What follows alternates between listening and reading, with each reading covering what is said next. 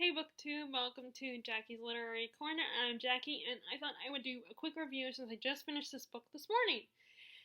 And this book is Elantris by Brandon Sanderson. I believe this is the first book he wrote, but it was not the first book he published. I think the first book he published was Mistborn, The Final Empire, and then the rest of the trilogy, and then he decided to publish this. I'm not 100% sure on that. And I gotta say, I really like this book. I enjoyed it. I know that a lot of people don't think it's not one of his better works. I disagree. I think it's really good. It probably does feel very beginning fantasy. Not like the early days when you first start writing fantasy. Although I'm not an expert, and I'm guessing what people are seeing with this book. But basically, this is a story about there's this kingdom called Elantris that was ruled by gods, and the people have something happened where their connection to their power source got cut off from them. And now they're basically diseased people that are falling apart. They're like zombies. They don't need to eat, but they're not highly functioning. Their pains are endless. And they're all suffering. And they look really diseased and horrible.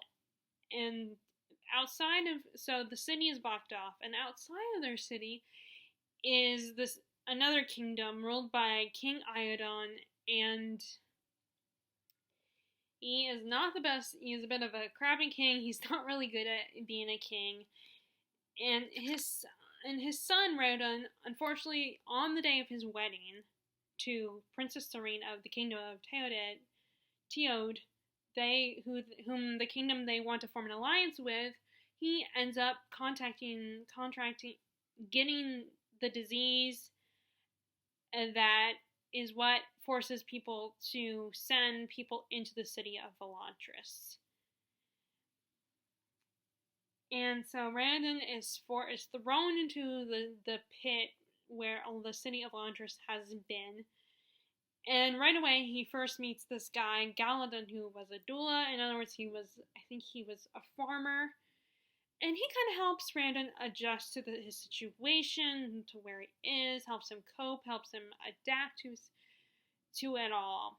And right away, Randon starts to see that these people, he decides he wants to help these people and help them establish independence and help them survive in Elantris and not just give up and whatever they end up doing.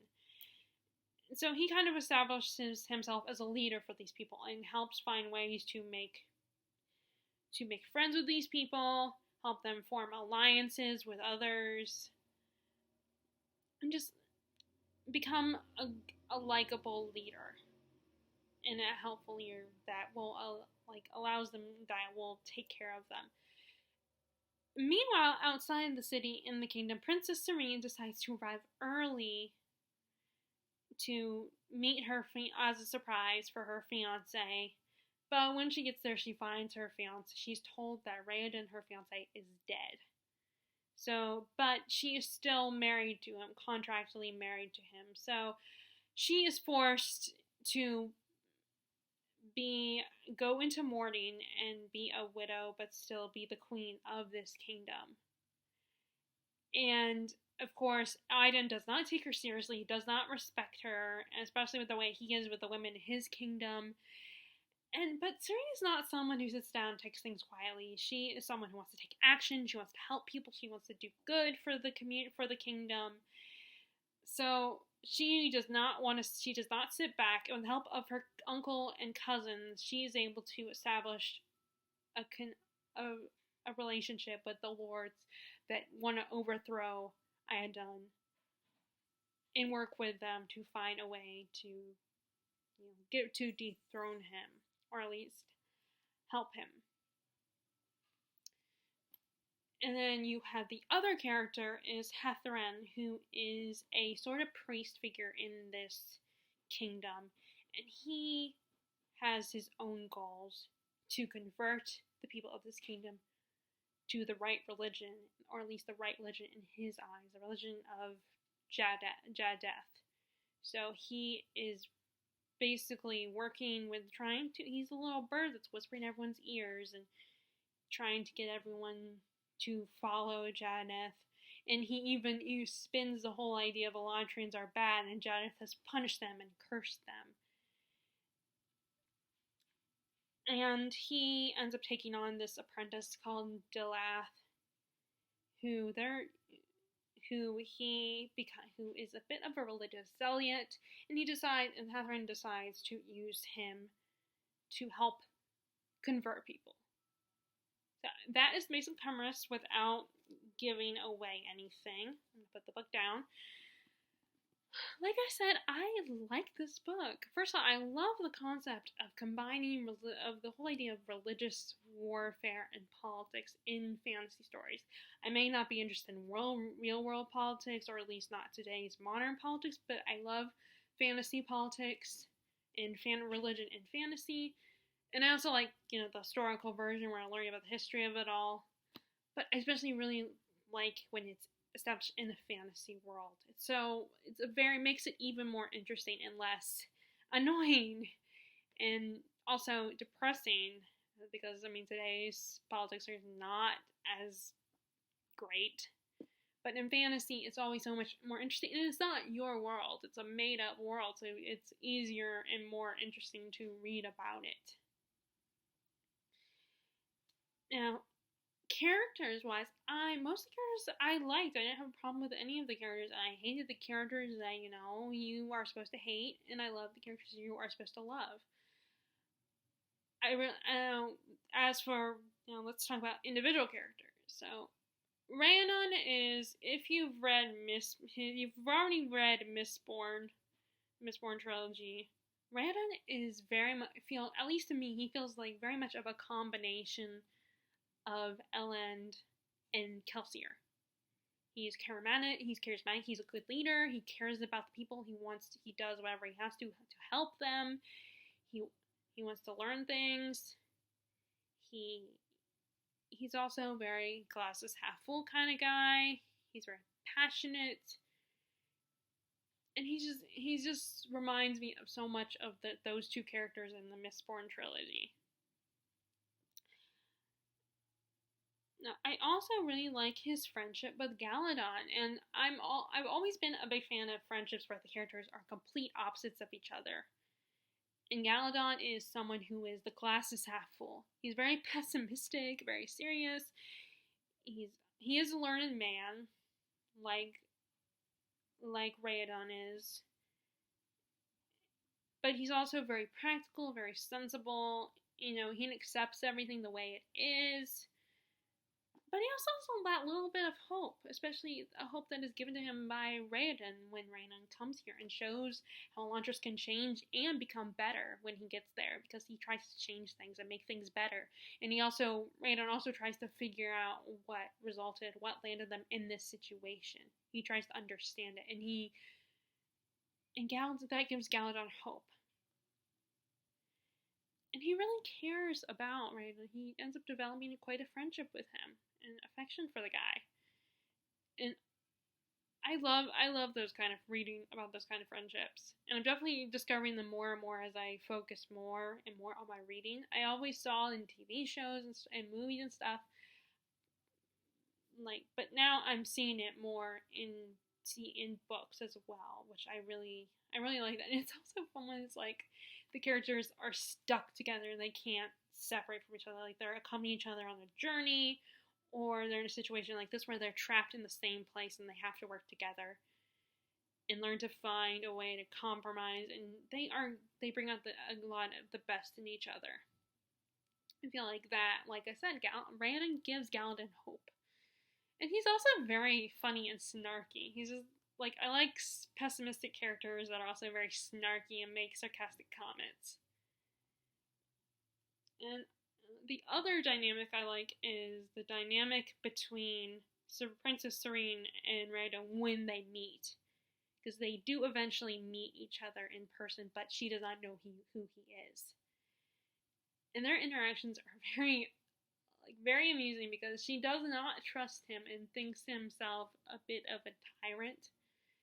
She's very suspicious of him, but he gets under her skin. She starts to kind of like him and respect him. And also you can see, because he knows who she is, when they meet, it's interesting her reactions to when she tells him what was going on when she came to the kingdom, and his reaction to everything that happens when she's there, and also how she feels like she doesn't, because she barely knows Randon and barely develops a relationship with him, so she feels like she doesn't owe him anything, and you can see how he kind of is hurt by that, because he actually starts to like her, and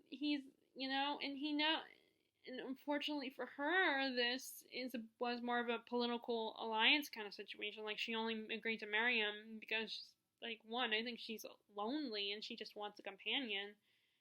But more so, it was good to form an alliance between these two kingdoms. As for her as a person, as a character, again, she's another character. I mean, I love all the characters. And she's someone who is she's a very strong-willed person and very strong-minded, wants to do what's right, really cares about her people, but she's also very, she can be a little judgmental, and she's someone who doesn't always listen. She can be a little bit stubborn, and it's she wants to take action and doesn't always listen, and of course, I was just thinking about this, and when I was reading this book, how in every fantasy, they always kind of have that element of sexism, where the men don't take the women there's always the male characters that do not take the women seriously. And there's a lot of male characters, especially the king, that do not take Serene seriously, and she's forced to take action and prove them wrong. Although while doing that, she also sometimes does put on the performance, or the dumb, naive woman who just sits there and looks pretty and, asks silly questions, and it's so fun to watch her annoy annoy Iadon, and kind of trick him a little bit, manipulate him, gain his trust.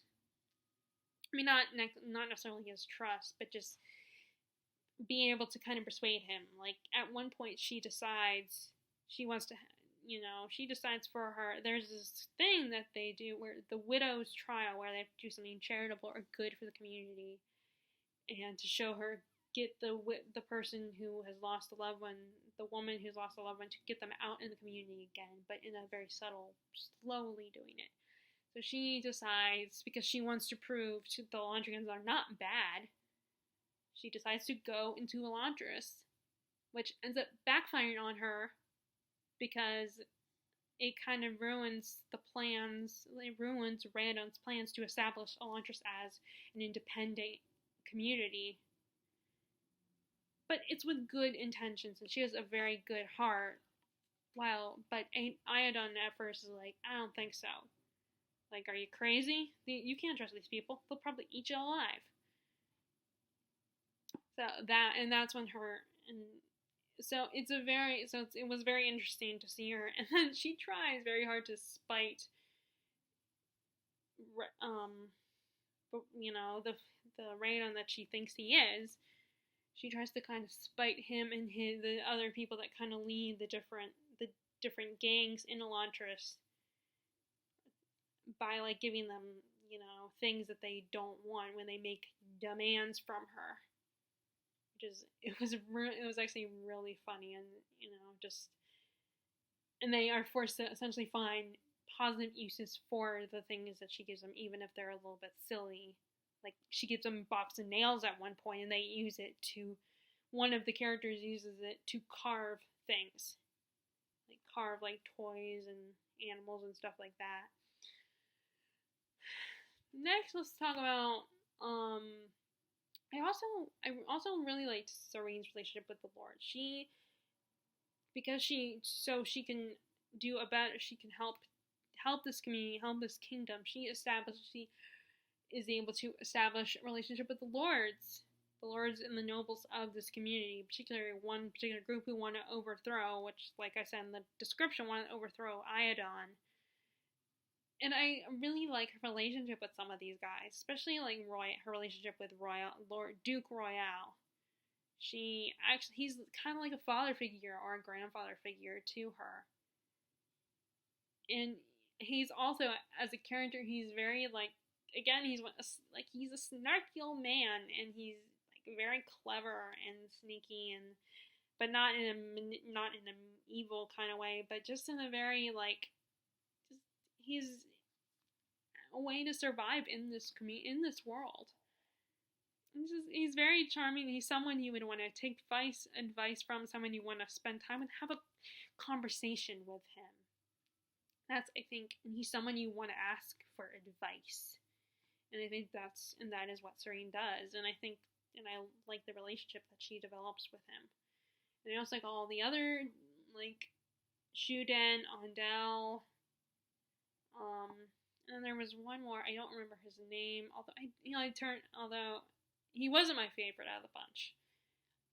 But he was also very amusing at times. I also, there's also the Scions, who are these, like, at first I thought the Scions were actually people that followed certain people around, but actually they are balls of light. That people, if you have one, you can send them to give messages, to report back to you, to gather information, to communicate with someone if they're all the way across the ocean. And they all have their own, some of them have, like, personalities, like Serene's Sion had a bit of a personality, and he really cared about the Princess Serene, and, followed her around, did what she asked.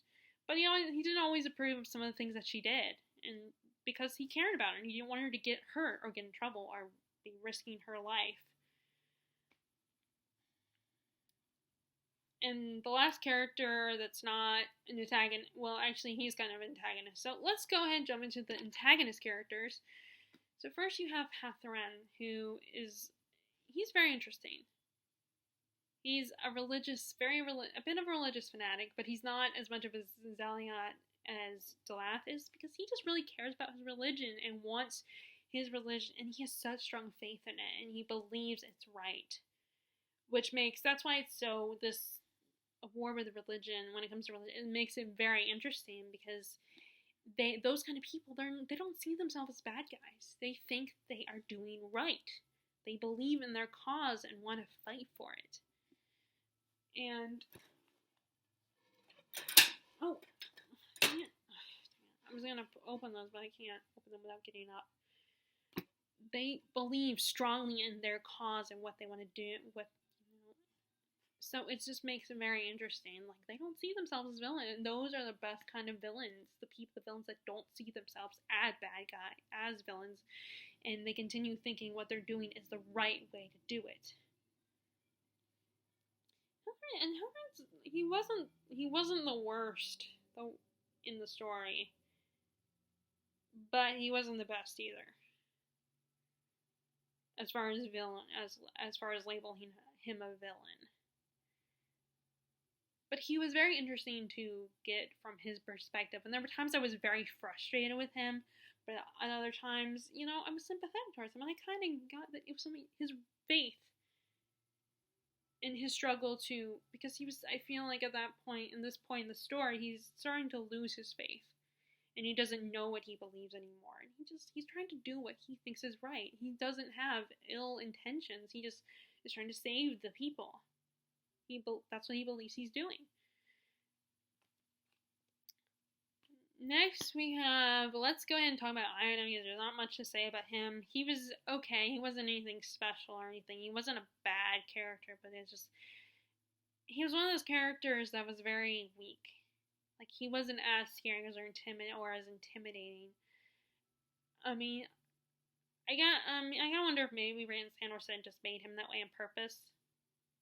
Like, at first, you think he's going to be the big bad or the big threat, but then he ends up being actually a very weak threat, not much of one. Like, just one of those annoying weaselly characters that you just want them to go away, and you can't take them seriously, but you don't want to entirely dismiss them either, because you don't know, maybe they'll surprise you, but most likely you believe they won't. And he was a bad ruler. He did not do a good job at ruling and taking care of this country. He got this country bankrupt. And I definitely can understand why these people want to overthrow him. Next is, let's talk about Delath, I guess. He ends up being the biggest antagonist in the story. Like, at first you think he's not much, just this Weasley annoying character, but as the story progresses, I was starting to think he might potentially be the bigger threat, and he does become the bigger threat in the story. And he's a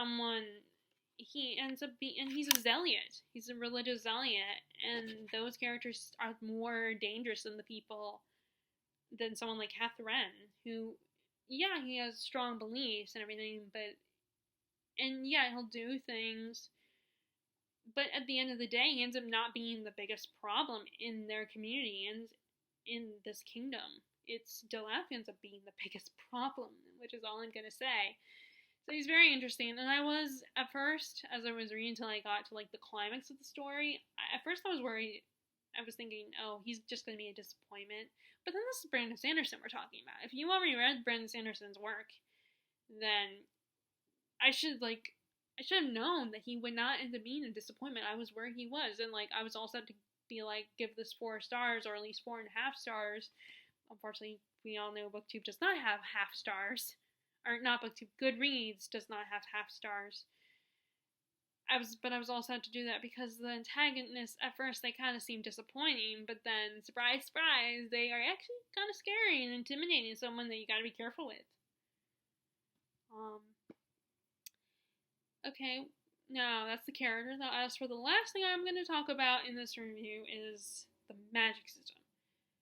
Of course, Brandon Sanderson is going to come up with a really interesting magic system. And I feel like he treats magic like it's math in a way. Like an equation. Like, there's definitely a careful method to his magic systems. Like, very processing in equations and stuff like that. But despite my feelings on, math, I definitely think these magic systems are really cool and very intricate. And this particular one, ignore the dog. This particular one second. Rascal, you're always interrupting my videos. Come on, go on. Go on. Hurry. Okay.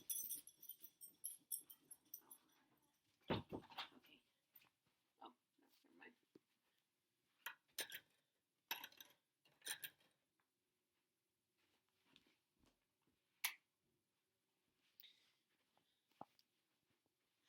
Took the time to turn the light.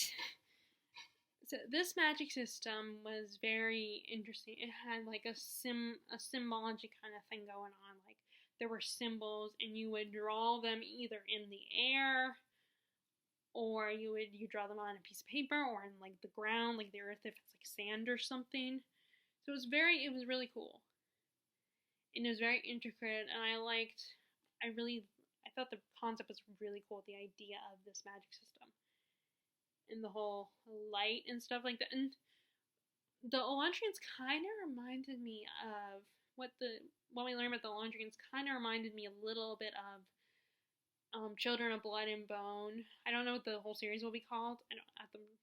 But Children of Blood and Bone, and then Children of Blood and Vengeance. I think that's Children of Virtue and Vengeance is the sequel. The whole concept of the white hair and stuff, and it kind of reminded me a little of that, their magic system.